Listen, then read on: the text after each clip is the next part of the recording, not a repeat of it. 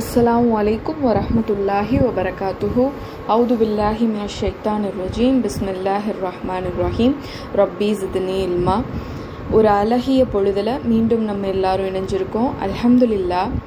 பொதுவாக நம்ம எல்லாருக்குமே யாராவது ஒருத்தரை பார்த்து இவங்கள மாதிரி ஆகணும் அப்படிங்கிற ஒரு ஆசை இருக்கும், இல்லை இந்த பிரிவு கீழே நம்ம வந்துடணும் அப்படிங்கிற ஒரு தேடலும் இருக்கும். ஒரு உதாரணத்துக்கு சொல்கிறதா இருந்தால், ஸ்கூலோ காலேஜோ படிக்கிற மாணவர்களாக இருந்தால் ரேங்க் ஹோல்டர்ஸில் வந்துடணும், அல்லது ஒரு ஸ்போர்ட்ஸ் உள்ள அந்த கேட்டகரியிலையாவது நம்ம எல்லாருக்கும் முன்னாடியும் அறியப்படுறவங்களா இருக்கணும்னு நினைப்போம். வேலை பார்க்குற இடத்துல ஒரு நல்ல எம்ப்ளாயி அப்படிங்கிற கேட்டகரிக்குள்ளே வரணுன்ற ஆசை இருக்கும். ஒரு நல்ல தாயானா இருக்கணும், ஒரு நல்ல மனைவியாக இருக்கணும், ஒரு நல்ல உதாரணமாக இருக்கணும்னு சொல்லி நம்மளுக்கு மேலே உள்ள இடத்த பார்த்து இதில் ஒரு ஆளாக நான் இருக்கணும் அப்படிங்கிற ஒரு தேடல் எல்லா மனிதனுக்கும் இருக்கும். நல்லவனுக்கும் இருக்கும், கெட்டவனுக்கும் இருக்கும். இப்போ அப்படி இந்த சிறப்பு வாய்ந்த நபர்களுக்கு கீழே நீங்களும் வாங்க, இந்த பிரிவில் ஒருத்தராக நீங்கள் வாங்க அப்படின்னு சொல்லி ஒரு சஹாபி நம்முடைய சமூகத்திற்கு செய்த உபதேசத்தை பற்றி தான் இன்ஷா அல்லாஹ் இன்னைக்கு நம்ம இந்த நினைவூட்டல் வகுப்பில் பார்க்க போகிறோம். யார் அந்த சஹாபி அப்படின்னா, அபு தர்தா ரலியல்லாஹு அன்ஹு அவங்க தான் அந்த சஹாபி. அவங்க என்ன விஷயத்தை அறிவிக்கிறாங்க அப்படின்னா, நால்வரில் ஒருவராக இருங்கள், ஐந்தாம் நபராக ஆகிவிடாதீர்கள்.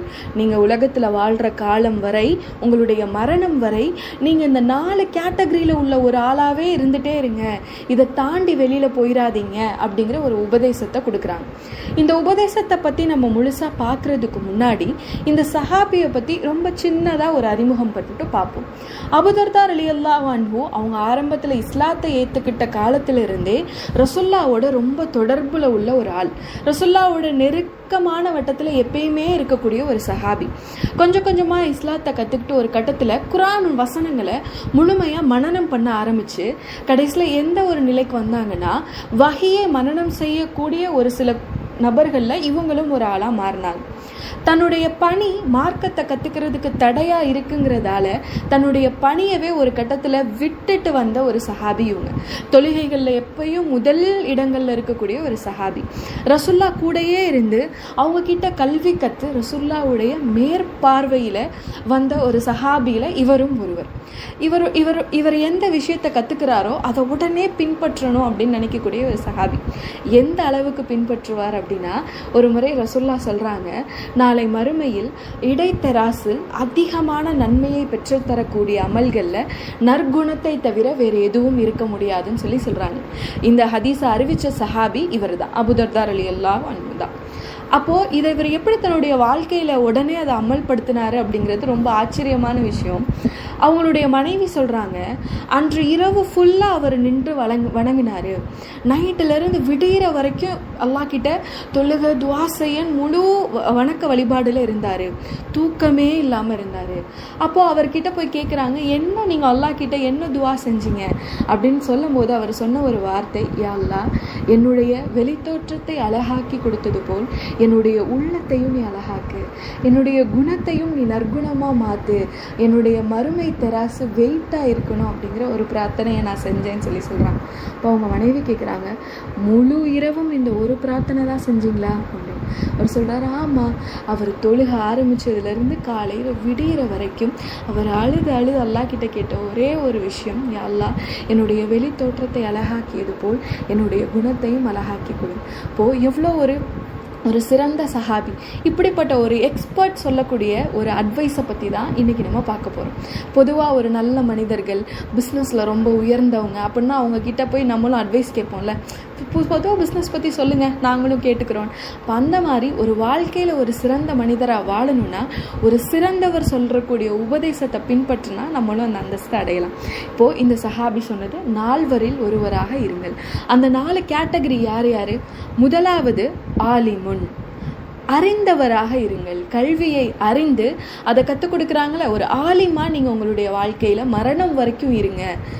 கல்வியை கற்றுக் கொடுக்க ஒரு மனிதர். ஏன்னா ரசூலுல்லாஹ் சொல்கிறாங்கல்ல, உங்களில் சிறந்தவர் குர்ஆனை தானும் கற்று பிறருக்கும் கற்றுக் கொடுப்பவர்.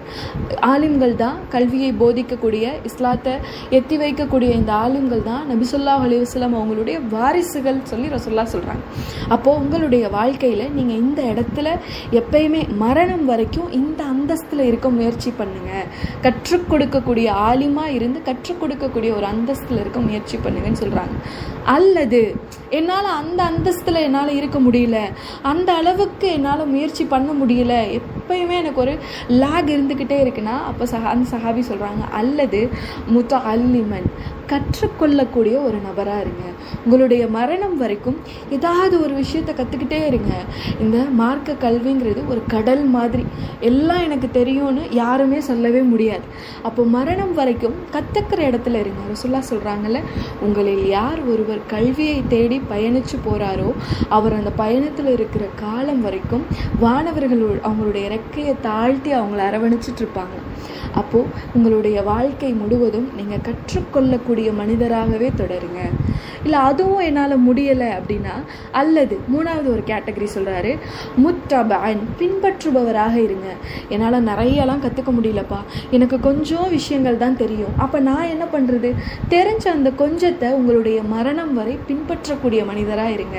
ஏன்னா நபி ஸல்லல்லாஹு அலைஹி வஸல்லம் சொல்கிறாங்களே, அல்லாஹ்வுக்கு ரொம்ப பிடிச்ச அமல் எது தெரியுமா? நிறைய செஞ்சு அப்படி இப்படி ரொம்ப ஒரு படம் காமிச்சு செய்கிற அமல்களை விட அல்லாஹ்வுக்கு ரொம்ப பிடிச்ச அமல் செய்கிறது சின்ன அமலாக இருந்தாலும் அதை தொடர்ந்து செய்கிறது தான் நம்முடைய இறைவனுக்கு ரொம்ப பிடிக்கும். அப்போது மூணாவது கேட்டகரி யாருன்னா முத்தபஅன், பின்பற்றக்கூடிய மனிதர்களாக இருங்க.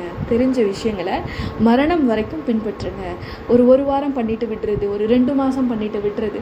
உதாரணத்துக்கு தஹஜ்ஜத்தை நம்ம செய்யணும்னு ஆரம்பிப்போம், ஆனால் அதை எப்படி செய்வோம்?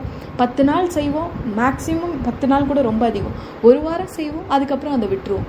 அப்போ நீங்கள் கற்றுக்கொண்ட விஷயத்தை பின்பற்றக்கூடிய மனிதராக உங்களுடைய மரணம் வரையும் இருங்க. அல்லது அதுவும் முடியலை அப்படின்னா, அல்லது முஹிப்பன், நேசிக்கக்கூடியவராக இருங்க. நேசிக்கிறதுனா எதை நேசிக்கிறதுனா, கல்வியை நேசிக்கக்கூடிய மனிதராக இருங்க. அதை எப்படி கல்வியை நேசிக்க முடியும்? கல்வியை நேசிக்கிறதுனா என்ன? ஆலிம்னா என்னன்னு தெரியும், முத்தஅல்லிம், கல்வியை கற்றுக்கொள்பவர்னா என்னன்னு புரியுது, பின்பற்றுபவர்னா எப்படி இருக்கணும்னு புரியுது. கல்வியை நேசிக்கிறதுனா என்ன? கல்வியை நேசிக்கிறதுனா என்ன அப்படின்னா, நம்மளால் கல்வி கற்றுக்க முடியல, அந்த சூழல் நமக்கு இல்லை, ஆனால் வேறு ஒரு மனிதர் கல்வி கற்றுக்கிறாருன்னா அவருக்கு முடிந்த அளவு நாம் உறுதுணையாக நிற்பது.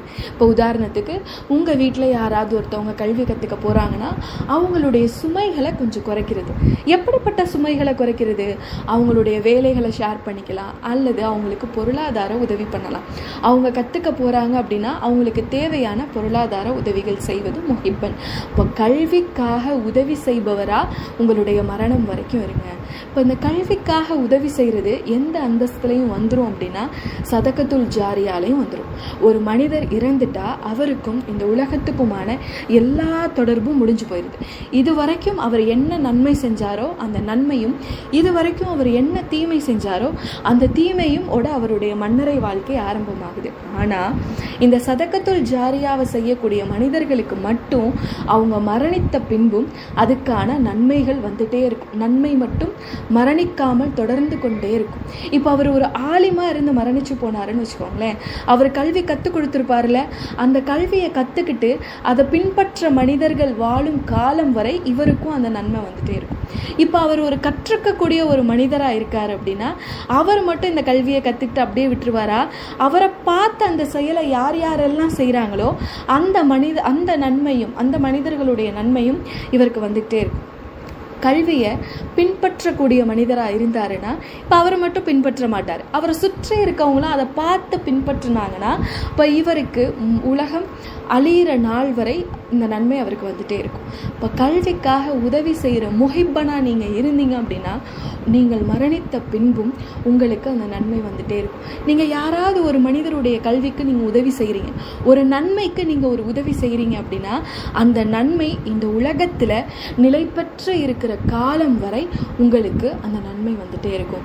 உங்களுடைய உதவியின் மூலமாக ஒருத்தர் ஒரு நல்ல அமலை கற்றுக்கிட்டு அந்த நல்ல அமலை அவர் செய்கிறார் அப்படின்னா, இப்போது செய்தவர் என்ன நன்மை அல்லாஹ் கொடுக்குறானோ அது போன்ற நன்மையை அல்லாஹ் இப்போ நமக்கும் கொடுக்குறான். அப்போது இந்த 4 நபர்களில் ஒருத்தராக நம்மளுடைய வாழ்க்கையை அமைச்சுக்கணும். இந்த 4லையும் இல்லாத புதுசாக நான் ஒரு 5ஆவதாக இருப்பனோ அப்படின்னு யோசிச்சா, அந்த 5ஆவது பிரிவினரை பற்றி இந்த சஹாபி சொல்கிறாங்க, இந்த 4 அல்லாத 5ஆவதாக நீங்கள் இருந்தால் உங்களுடைய வாழ்க்கையே ஒரு பயனற்ற வாழ்க்கையாக போயிடும். இப்போ யோசிச்சு பார்ப்போமா, இந்த 4ல் நம்ம எத்தனாவது நிலையில் இருக்கோம், எந்த படி நம்மளுக்கானது அப்படிங்கிறத சிந்திச்சு பார்ப்போம் இன்ஷா அல்லாஹ். யோசிக்கும் போது நம்மளுக்கு தோணலாம், இதில் நான் அந்த 1ஆவது கேட்டகரியில் இருக்கேன், இல்லை நான் 2ஆவது கற்றுக்கொள்ளக்கூடிய கேட்டகரியில் இருக்கேன், இல்லை நான் பின்பற்றக்கூடிய கேட்டகரியில் இருக்கேன், இல்லைங்க நான் உதவி செய்யக்கூடிய கேட்டகரியில் இருக்கேன். இந்த 4 கேட்டகரியில் நீங்கள் எந்த கேட்டகரி கீழே இருந்தாலும் சோதனைகள் கண்டிப்பாக இருக்கும். ஏதாவது ஒரு வகையில் இனி இது தொடரக்கூடாது அப்படிங்கிற சோதனையை ஏதாவது ஒரு தடையோ இல்லை ஏதாவது ஒன்று வந்துகிட்டே இருக்கும். இப்போ கல்வி கற்றுக் கொடுக்குறவங்களுக்கு போதும்பா, மார்க்க பண்ணியே செஞ்சிட்ருக்கோம், கொஞ்சம் நம்ம வீட்டையும் பார்ப்போம், ஏன் இது செஞ்சு என்ன நம்மளுக்கு பயன் அப்படிங்கிற ஒரு எண்ணம் வரலாம். கற்றுக்கக்கூடிய மாணவர்களுக்கு இப்படி ஒரு எண்ணம் வரலாம், இதை கற்றுக்கிட்டு நம்ம என்ன செய்ய போகிறோம், இதால் நம்ம வீட்டில் எவ்வளோ பிரச்சனைகள் ஃபேஸ் பண்ண வேண்டியது இருக்குது, போதும் இது நிறுத்திக்கலாம் அப்படின்னு தோணும். இதை பின்பற்றக்கூடிய மனிதர்களுக்கு தோணும், நம்ம எல்லாத்தையும் கரெக்டாக தானே ஃபாலோ பண்ணுறோம், ஆனாலும் நம்மளுடைய வாழ்க்கையில் எந்த மாற்றமும் வரலையே, எந்த நிலையும் மாறின மாதிரி தெரியலையே, அல்லாஹ் நம்மளுக்கு எந்த மாற்றத்தையுமே ஏற்படுத்தாமல் போயிட்டானோ அப்படின்னு தோணலாம். அல்லது கல்விக்கு உதவி செய்யக்கூடிய மனிதர்களாக இருந்தால் அவங்களுக்கு தோணலாம், அதான் கொடுத்துட்டோம்ல, நம்மள்ட்ட இருந்த வரைக்கும் கொடுத்துட்டோம்ல, இன்னுமா அவங்களுக்கு கொடுக்கணும், அதான் 2 தடவை கொடுத்துட்டோம்ல, 3ஆவது தடவையுமா கொடுக்கணும் அப்படிங்கிற எண்ணம் வரலாம். இப்படி உங்களுக்கு எண்ணங்கள் தோன்றும் போது அல்லாஹுடைய ஒரு வசனத்தை நீங்கள் நினைவு கூறுங்க.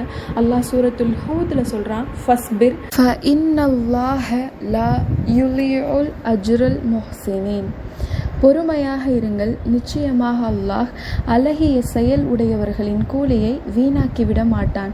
அப்போது இந்த 4 கேட்டகரியில் ஏதாவது ஒரு கேட்டகரியில் உள்ள ஆளாக நான் இருக்கேன், இன்னும் நான் அதுக்கான முயற்சி எடுத்துகிட்டே இருக்கேன், இதில் இன்னும் நான் தொடர இன்னும் இதில் அதிக முயற்சி நான் செஞ்சுட்டே இருக்கேன் அப்படிங்கிற ஒரு நிலையில் உள்ள மனிதர்களாக நீங்கள் இருந்தீங்க அப்படின்னா, நம்மளுக்கான ஆறுதலாக அல்லாஹ் இந்த வசனத்தில் சொல்கிறான், பொறுமையாக இருங்க, நீங்கள் செய்கிற எந்த முயற்சியும் கூலி இல்லாமல் வீணாகி விடாது அப்படின்னு சொல்லி. இன்ஷா அல்லாஹ் நாமும் இந்த 4 பிரிவினர்களில் ஒருவர்களாக இருந்து நாளை மறுமையில் நம்மளோட இந்த அழகிய செயலுக்கான கூலியை அல்லாஹ்விடம் பெற்றுக்கொள்ளக்கூடியவர்களாக இருப்போம் இன்ஷா அல்லாஹ். அஸ்ஸலாமு அலைக்கும் வரஹ்மத்துல்லாஹி வபரகாத்துஹு.